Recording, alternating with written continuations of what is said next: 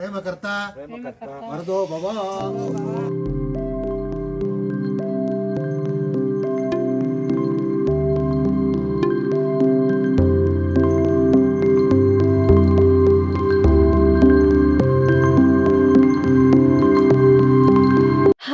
Hi hello ಎಲ್ಲರಿಗೂ ನಮಸ್ಕಾರ. Welcome back to my channel. ನಾನು ನಿಮ್ಮ ಪ್ರೀತಿಯ ಭವ್ಯ.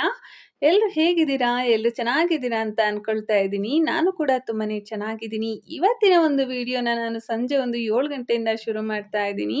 ತಮ್ಲೈನ್ ನೋಡ್ತಿದ್ದಂಗೆನೆ ಗೊತ್ತಾಗಿರುತ್ತೆ ಇವತ್ತು ಗೃಹ ಪ್ರವೇಶದ ವಿಡಿಯೋನ ನಾನು ನಿಮ್ಗಳ ಜೊತೆ ಶೇರ್ ಮಾಡ್ಕೊಳ್ತಾ ಇದ್ದೀನಿ ಅಂತ. ಸೊ ನಮ್ಮನೆ ಗೃಹ ಪ್ರವೇಶ ಅಲ್ಲ, ನಮ್ಮ ಚಿಕ್ಕಪ್ಪನ ಮನೆ ಗೃಹ ಪ್ರವೇಶದ ಒಂದು ವಿಡಿಯೋನ ನಾನು ನಿಮ್ಗಳ ಜೊತೆ ಶೇರ್ ಮಾಡ್ಕೊಳ್ತಾ ಇದ್ದೀನಿ. ಬನ್ನಿ ಫ್ರೆಂಡ್ಸ್, ಹಾಗಾದ್ರೆ ಇವತ್ತಿನ ಒಂದು ವಿಡಿಯೋನ ಶುರು ಮಾಡೋಣ. ತಡ ಮಾಡೋದು ಯಾಕೆ?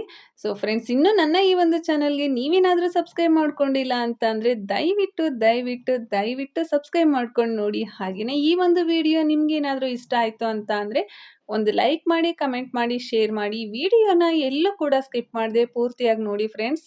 ಯಾವುದಾದ್ರೂ ಒಂದು ಫಂಕ್ಷನ್ ಅಂತ ಅಂದರೆ ಮಕ್ಕಳುಗಳಿಗೆ ಎಷ್ಟು ಖುಷಿ ಇರುತ್ತಲ್ವ. ನಾವು ಚಿಕ್ಕವರಾಗಿದ್ದಾಗ ಇದಕ್ಕಿಂತ ಡಬಲ್ ಖುಷಿನ ಪಟ್ಟಿರ್ತೀವಿ. ಇನ್ನು ನನ್ನ ತಂಗಿ ಮಗಳು ಬೆಳಗ್ಗೆ ನಮ್ಮ ಅಪ್ಪನ ಜೊತೆಗೇ ಬಂದಿದ್ಲು. ಸೊ ನನ್ನ ತಂಗಿಯವರು ನಾಳೆ ಬರ್ತಾರೆ. ಇನ್ನು ನನ್ನ ಮಗನಿಗೆ ಎಕ್ಸಾಮ್ ಇತ್ತು. ಸೊ ಹಾಗಾಗಿ ಇವತ್ತು ಬರ್ತಾ ಇಲ್ಲ, ನಾಳೆ ಬರ್ತಾರೆ. ಇನ್ನು ನನ್ನ ಮಗಳನ್ನ ಮತ್ತು ನನ್ನ ತಂಗಿ ಮಗಳು ಇಬ್ಬರೂ ಕೂಡ ಸ್ನಾನ ಮಾಡಿಸಿ ಅವ್ರನ್ನ ರೆಡಿ ಮಾಡಿ ಅಮ್ಮನ ಜೊತೆ ಬಿಟ್ಟು ನಾನು ಸ್ಯಾರಿ ಪಿನ್ ಮಾಡ್ಕೊಳ್ತಾ ಇದ್ದೀನಿ. ಸ್ಯಾರಿ ಪಿನ್ ಮಾಡಿಟ್ಟು ನಾನು ಸ್ನಾನ ಮಾಡಿಕೊಂಡು ರೆಡಿ ಆಗೋ ಅಷ್ಟರೊಳಗಡೆ ಆ ನೆರಿಗೆ ಎಲ್ಲ ಏನಾದರೂ ವೆಯ್ಟ್ ಇರೋವಂಥದ್ದನ್ನ ಇಟ್ಟಿದೆ ಅಂತ ಅಂದರೆ ಅದು ಫ್ಲಾಟಾಗಿ ಚೆನ್ನಾಗಾಗಿರುತ್ತೆ. ನಾನು ಸ್ಯಾರಿ ಪಿನ್ ರೆಡಿ ಮಾಡ್ಕೊಳ್ತಾ ಇದ್ದರೆ ಇನ್ನು ನನ್ನ ತಮ್ಮ ಬಂದು ನನ್ನನ್ನು ರೇಗಿಸ್ತಿದ್ದಾನೆ, ನೀನು ಯಾವ ಕಾಲಕ್ಕೆ ರೆಡಿ ಆಗ್ತೀಯಾ ಅಂತ. ಸೊ ಸ್ಯಾರಿ ಪಿನ್ ಮಾಡೋದೇನು ನಾನು ಲೇಟ್ ಮಾಡೋದಿಲ್ಲ, ಬಟ್ ಅವ್ನು ಆ ರೀತಿ ರೇಗಿಸ್ತಾ ಇರ್ತಾನೆ. ಆ ಥರ ರೇಗಿಸೋರು ಒಬ್ಬೊಬ್ರು ಇರಬೇಕಲ್ವ ಮನೆಯಲ್ಲಿ. ಸೊ ಅವಾಗಲೇ ಚೆನ್ನಾಗಿರೋ ಅಂಥದ್ದು. ಇನ್ನೂ ನನ್ನ ಮಕ್ಕಳನ್ನ ಕಂಟ್ರೋಲ್ ಮಾಡೋದಕ್ಕೆ ಆಗ್ತಾ ಇರಲಿಲ್ಲ. ಸೊ ನಾನು ಫಸ್ಟು ಅಂತ ಹಠ ಮಾಡ್ಕೊಂಡು ಕೂತಿದ್ರು. ಅವ್ರನ್ನ ಹಿಡಿಯೋದಕ್ಕೆ ಆಗ್ತಾ ಇರಲಿಲ್ಲ. ಸೊ ಅವರಿಬ್ಬರನ್ನು ಸ್ನಾನ ಮಾಡಿಸಿ ರೆಡಿ ಮಾಡಿ ಅಮ್ಮನ ಜೊತೆ ಬಿಟ್ಟು ನಾನಿಲ್ಲಿ ಸ್ಯಾರಿನ ರೆಡಿ ಮಾಡ್ಕೊಳ್ತಾ ಇದ್ದೀನಿ. ಈ ರೀತಿ ನರಿಗೆಗಳನ್ನ ಮಾಡಿ ಅದ್ರ ಮೇಲೆ ವೆಯ್ಟ್ ಇರೋವಂಥದ್ದನ್ನು ಏನಾದರೂ ಇಟ್ಟಿದ್ವಿ ಅಂತ ಅಂದರೆ ನರಿಗೆಗಳು ಒಂದು ಸ್ವಲ್ಪನೂ ಹಳ್ಳೋಡೋದಿಲ್ಲ, ತುಂಬಾ ಚೆನ್ನಾಗಿರುತ್ತೆ. ಇನ್ನು ನನ್ನ ಮಕ್ಳುಗಳನ್ನೆಲ್ಲ ರೆಡಿ ಮಾಡಿ ನೋಡಿ, ಈ ರೀತಿ ರೆಡಿ ಮಾಡಿದ್ದೀನಿ. ನನ್ನ ತಂಗಿ ಮಗಳು ಮತ್ತು ನನ್ನ ಮಗಳು.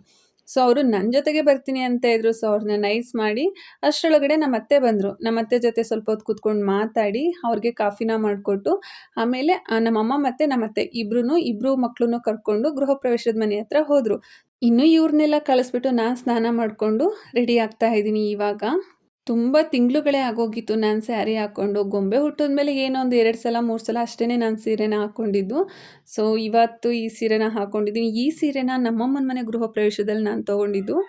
ನನಗಂತೂ ಸ್ಯಾರಿ ಹಾಕ್ಕೊಳ್ಳೋದು ಅಂತ ಅಂದರೆ ತುಂಬಾ ಇಷ್ಟ. ಇತ್ತೀಚೆಗೆ ಯಾಕೋ ಇಂಟ್ರೆಸ್ಟ್ ಇಲ್ದಿರೋ ಥರ ಆಗಿತ್ತು. ಯಾಕೆ ಅಂತಂದರೆ ಹೊರಗಡೆ ಎಲ್ಲೂ ಹೋಗ್ತಾ ಇರಲಿಲ್ಲ. ಸೊ ಹಾಗಾಗಿ ಯಾವ ಫಂಕ್ಷನ್ಸು ಅಟೆಂಡ್ ಮಾಡ್ತಾ ಇರಲಿಲ್ಲ. ಸೊ ಫಸ್ಟಲ್ಲಾದರೆ ಕೆಲ್ಸಕ್ಕೆ ಹೋಗ್ತಾ ಇದ್ದೆ. ಶುಕ್ರವಾರದ ಟೈಮಲ್ಲಿ, ಇನ್ನು ಹಬ್ಬದ ದಿನಗಳ ಟೈಮಲ್ಲಿ, ಇನ್ನು ಫ್ರೆಂಡ್ಸ್ ಯಾರಾದರೂ ಫಂಕ್ಷನ್ಗೆ ಇನ್ವೈಟ್ ಮಾಡಿದಾಗ ಎಲ್ಲ ಟೈಮಲ್ಲೂ ಕೂಡ ನಾನು ಸ್ಯಾರಿನ ಹಾಕ್ಕೊಳ್ತಾ ಇದ್ದರೆ ತುಂಬಾ ಇಷ್ಟ ಆಗುತ್ತೆ ನನಗೆ ಸ್ಯಾರಿನ ವೇರ್ ಮಾಡೋದು ಅಂತ ಅಂದರೆ. ತುಂಬ ದಿನಗಳ ನಂತರ ಇವತ್ತು ಸೀರೆನ ಹಾಕ್ಕೊಂಡಿದ್ದೀನಿ. ನನಗಿನ್ನ ಜಾಸ್ತಿ ನನ್ನ ಮಗಳು ನನ್ನನ್ನು ನೋಡಿದ್ರೆ ತುಂಬಾ ಖುಷಿ ಪಡ್ತಾಳೆ. ಯಾಕೆ ಅಂತ ಅಂದರೆ ಈ ರೀತಿ ಸ್ಯಾರಿ ಹಾಕ್ಕೊಂಡು ರೆಡಿ ಆಗಿರೋದು ಆಗಲೇ ಹೇಳ್ದಾಗೆ ತುಂಬ ಕಡಿಮೆ. ಸೊ ಹಾಗಾಗಿ ಅವಳಿಗಂತೂ ತುಂಬಾ ಖುಷಿ ಆಗುತ್ತೆ. ಸೊ ಇನ್ನು ಎಲ್ಲರೂ ಹೋಗಿದ್ದಾರೆ ಗೃಹ ಪ್ರವೇಶದ ಹತ್ರ. ಸೊ ಇವಾಗ ನಾನು ಕೂಡ ರೆಡಿಯಾಗಿ ಹೋಗ್ತಾ ಇದ್ದೀನಿ. ಇದೇನೆ ನಮ್ಮ ಚಿಕ್ಕಪ್ಪ ಅವ್ರ ಮನೆ. ಸೊ ನಮ್ಮ ಮನೆಯಿಂದ ಅಲ್ಲಿಗೆ ಏನು ಸ್ವಲ್ಪ ದೂರ ಅಷ್ಟೇ ಆಗುವಂಥದ್ದು. ಸೊ ನಾನು ರೆಡಿಯಾಗಿ ಬರೋ ಅಷ್ಟರೊಳಗಡೆ ಪೂಜೆ ಮುಗ್ದಿತ್ತು. ನವಗ್ರಹಗಳ ಪೂಜೆ ಮುಗ್ದಿತ್ತು. ಹೋಮಕ್ಕೆ ಎಲ್ಲ ರೆಡಿ ಮಾಡಿಕೊಂಡು ಪೂಜೆನ ಮಾಡ್ತಾಯಿದ್ರು. ಸೊ ಆ ಒಂದು ಟೈಮಲ್ಲಿ ನಾನು ಬಂದೆ. ಇನ್ನು ಇಬ್ಬಿಬ್ಬರು ಮಕ್ಕಳನ್ನ ಹಿಡ್ಕೊಂಡು ನಾವು ರೆಡಿಯಾಗಿ ಬರಬೇಕು ಅಂತ ಅಂದರೆ ಹೀಗೇ ಲೇಟ್ ಆಗಿಬಿಡುತ್ತೆ. ಸೊ ಇನ್ನು ಹೋಮ ಮಾಡ್ತಾಯಿದ್ರು ನನ್ನ ಮಗಳು ಮತ್ತು ನನ್ನ ತಂಗಿ ಮಗಳು. ನಾನು ಹೋಗ್ತಿದ್ದಂಗೆ ಫುಲ್ ಖುಷಿಯಾಗಿ ನನ್ನ ಹತ್ರನೇ ಬಂದು, ನನ್ನ ಮಗಳಂತೂ ನನ್ನನ್ನೇ ನೋಡ್ತಾ ಇದ್ಲು. ಹೋಮ ನಡೀತಾ ಇತ್ತು, ಎಲ್ಲರೂ ಕೂತ್ಕೊಂಡಿದ್ರು, ನಾನು ಕೂಡ ಕೂತ್ಕೊಂಡೆ ಸ್ವಲ್ಪ ಹೊತ್ತು. ಇನ್ನು ನಾನು ಕೂತ್ಕೊಳ್ತಿದ್ದಂಗೆ ನನ್ನ ಮಕ್ಕಳು ಬಂದು ಇಬ್ಬರೂ ತೊಡೆ ಮೇಲೆ ಕೂತ್ಕೊಂಡ್ರು. ಸೊ ಅವ್ರನ್ನ ಸ್ವಲ್ಪ ಸಮಾಧಾನ ಮಾಡಿ ಕೆಳಗಡೆ ಕೂರಿಸಿ ನಂತರ ಎಲ್ರಿಗೂ ಅರಿಶಿನ ಕುಂಕುಮ ಕೊಟ್ಟು ಇನ್ನು ಬೆಳಗಿನ ಪೂಜೆಗೆ ಹಾಲು ಉಗ್ಸೋದಕ್ಕೆ ಅಂತೇಳ್ಬಿಟ್ಟು ಅಡುಗೆ ಮನೆಯಲ್ಲಿ ಎಲ್ಲ ರೆಡಿ ಮಾಡಿದರು. ಸೊ ಅದನ್ನೆಲ್ಲ ಸ್ವಲ್ಪ ವಿಡಿಯೋ ಮಾಡಿಕೊಂಡು ಇನ್ನು ಹೋಮ ಮುಗೀತಿದ್ದಂಗೆ ಸುತ್ತ ಅನ್ನ ಹಾಕೋದು ಅಂತ ಹೇಳಿಬಿಟ್ಟು ಪೂಜೆನ ಮಾಡ್ತಾರೆ. ಸೊ ಅದನ್ನು ಮಾಡುವಾಗ ಮನೆ ಒಳಗಡೆ ಯಾರನ್ನು ಕೂಡ ಇರಬಾರ್ದು. ಸೊ ಹೊರಗಡೆ ಎಲ್ಲರನ್ನು ಕಳಿಸಿ ನಾನು ನನ್ನ ಮಕ್ಕಳನ್ನ ನಮ್ಮ ಅಮ್ಮನ ಹತ್ರ ಬಿಟ್ಟು ಸೊ ನಾನು ಇಲ್ಲಿ ಪೂಜೆ ಮಾಡ್ತಿರೋ ಹತ್ರ ಇದ್ದೀನಿ. ಇನ್ನು ನಾನಿಲ್ಲಿ ಪೂಜೆ ಸಾಮಾನ ಇಟ್ಕೊಂಡಿದ್ದೀನಿ. ಸೊ ಇನ್ನು ನಮ್ಮ ಆಂಟಿ ಇರಲಿಲ್ಲ. ಸೊ ಹಾಗಾಗಿ ನನ್ನ ತಂಗಿನೇ ಪೂಜೆನ ಮಾಡ್ತಿದ್ದಾಳೆ. ಸೊ ಇದೇ ಥರ ಎಲ್ಲ ಕಡೆಗೂ ಕೂಡ ಇಟ್ಟು ಪೂಜೆನ ಮಾಡಬೇಕು. ಸುತ್ತನೂ ಕೂಡ ಇದನ್ನು ಮನೆ ಸುತ್ತ ಅನ್ನ ಹಾಕೋದು ಅಂತ ಹೇಳಿಬಿಟ್ಟು ಮಾಡ್ತಾರೆ. ಫಸ್ಟು ಈಶಾನ್ಯ ದಿಕ್ಕಿಂದ ಶುರು ಮಾಡಬೇಕಂತೆ. ಸೊ, ಈಶಾನ್ಯ ದಿಕ್ಕಿಂದ ಎಲ್ಲ ದಿಕ್ಕೂ ಕೂಡ ಈ ರೀತಿ ಅನ್ನನ ಇಟ್ಟು ಪೂಜೆನ ಮಾಡಿಕೊಂಡು ಬರ್ತಾ ಇದ್ದೀವಿ. ಸೊ, ಇದು ಎಲ್ಲ ಮುಗಿದ್ಮೇಲೆ ಮುಂದೆ ಅಂದರೆ ಮನೆ ಬಾಗಿಲು ಮುಂದೆ ಪೂಜೆನ ಮಾಡುವಂಥದ್ದು. ಸೊ, ಇವಾಗ ಫೈನಲಿ ಎಲ್ಲ ಕಡೆನೂ ಹಾಕೊಂಬಂದು ಈಗ ಮನೆ ಮುಂದ್ಗಡೆ ಪೂಜೆ ಮಾಡ್ತಾ ಇದ್ದಾರೆ. ಅನ್ನ ಮಾಡಿರೋವಂಥದ್ದು ಎಷ್ಟಿರುತ್ತೆ ಅಷ್ಟನ್ನು ಕೂಡ ಮನೆ ಮುಂದೆ ಹಾಕ್ಬಿಟ್ಟು ಪೂಜೆ ಮಾಡ್ತಾರೆ. ಪೂಜೆ ಎಲ್ಲ ಮಾಡಿ ಆದಮೇಲೆ ಕೈಕಾಲು ಮುಖ ತೊಳ್ಕೊಂಡು ಹೊಸ್ಲು ಪೂಜೆನ ಮಾಡಿಸ್ತಾ ಇದ್ದಾರೆ. ಹೊಸ್ಲು ಪೂಜೆ ಮಾಡಿ ಆದಮೇಲೆ ಕುಂಬಳಕಾಯಲ್ಲಿ ಬಾಗಿಲಿಗೆ ಪೂಜೆನ ಮಾಡಿ ಅದನ್ನು ಬಾಗಿಲಿಗೆ ನಿವುಳಿಸ್ತಾರೆ ಒಂದು 3 ಸಲ. ನಿವುಳಿಸಿ ಅದನ್ನು ತಗೊಂಬಂದು ಎತ್ತಾಕಬೇಕು. ಅಂದರೆ ಅಲ್ಲಿ ಮನೆ ಎದುರುಗಡೆ ಎತ್ತಾಕಬೇಕು. ಯಾವುದೇ ಒಂದು ದೃಷ್ಟಿ ದೋಷಗಳೇನಿದ್ರೂ ಕೂಡ ಅದರಲ್ಲಿ ಹೋಗುತ್ತೆ ಅಂತ ಹೇಳ್ತಾ ಇದ್ರು ಪೂಜಾರರು. ಸೊ, ಇದನ್ನ ಪೂಜೆ ಮಾಡ್ತಾ ಇದ್ದಾರಲ್ಲ ಇವರೇನೆ ನಮ್ಮ ಚಿಕ್ಕಪ್ಪ. ಸೊ, ಇವಾಗ ಇಲ್ಲಿ ಪೂಜೆ ಎಲ್ಲ ಮಾಡಿ ಕುಂಬಳಕಾಯಿ ಹೊಡೆದು ಅದಾದಮೇಲೆ ಎಲ್ಲರೂ ಒಳಗಡೆ ಹೋದ್ವಿ. ಸೊ, ಒಳಗಡೆ ಹೋದ್ಮೇಲೆ ಇನ್ನು ನಮ್ಮ ಅತ್ತೆಯವರೆಲ್ಲ ಬಂದಿದ್ರು. ಸೊ, ಅವ್ರ ಜೊತೆ ಒಂದೊಂದು ಸ್ವಲ್ಪ ಫೋಟೋ ಎಲ್ಲ ತಕ್ಕೊಂಡು ಎಲ್ಲರೂ ಕೂಡ ಊಟಕ್ಕೆ ಬಂದ್ವಿ.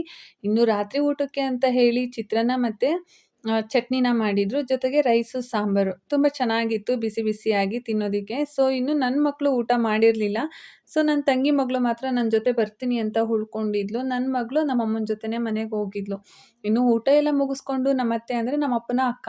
ನಮ್ಮ ಅಪ್ಪನಿಗೆ ಮತ್ತು ನಮ್ಮ ಚಿಕ್ಕಪ್ಪನಿಗೆ ಇವರು ಅಕ್ಕ ಆಗಬೇಕು. ಸೊ, ಅವರು, ನಾನು ಮತ್ತು ನನ್ನ ತಂಗಿ ಮಗಳು ಊಟ ಮುಗಿಸ್ಕೊಂಡು ಮನೆಗೆ ಬಂದ್ವಿ. ಸೊ, ಇವ್ರನ್ನ ಮಲಗಿಸ್ಬಿಟ್ಟು ಹೋಗಿ ಅಲ್ಲಿ ಏನಾದರೂ ಕೆಲಸ ಇದ್ದರೆ ಮಾಡೋಣ ಅಂತ. ಸೊ, ಇವಳು ಇನ್ನೂ ನನ್ನ ತಂಗಿ ಮಗಳು ಅವಳು ಮಲಗಲಿಲ್ಲ. ನನ್ನ ಮಗಳು ಮಾತ್ರ ಮಲ್ಕೊಂಡಿದ್ಲು. ಅವಳನ್ನೂ ಕೂಡ ಕರ್ಕೊಂಬಂದು ಇಲ್ಲಿ ಲಾಸ್ಟು ಕವರ್ಗಳನ್ನ ಪ್ಯಾಕ್ ಮಾಡ್ತಾ ಇದ್ದೀವಿ. ಅಂದರೆ ಪ್ಲೇಟ್ನ ತೊಗೊಂಬಂದಿದ್ರು ಕೊಡೋದಕ್ಕೆ ಅಂತ. ಆ ಪ್ಲೇಟ್ಗಳನ್ನ ಎಲ್ಲರೂ ಕೂತ್ಕೊಂಡು ಪ್ಯಾಕ್ ಮಾಡ್ತಾ ಇದ್ದೀವಿ. ಈ ರೀತಿ ಕೂತ್ಕೊಂಡು ಪ್ಯಾಕ್ ಮಾಡುವಾಗ ನಮ್ಮದು ಓಲ್ಡ್ ಮೆಮೊರೀಸ್ ಎಲ್ಲ ನೆನೆಸ್ಕೊಂಡು ತುಂಬಾ ಖುಷಿ ಆಗ್ತಾಯಿತ್ತು ಆವಾಗಿನ ಆಟಗಳೆಲ್ಲ.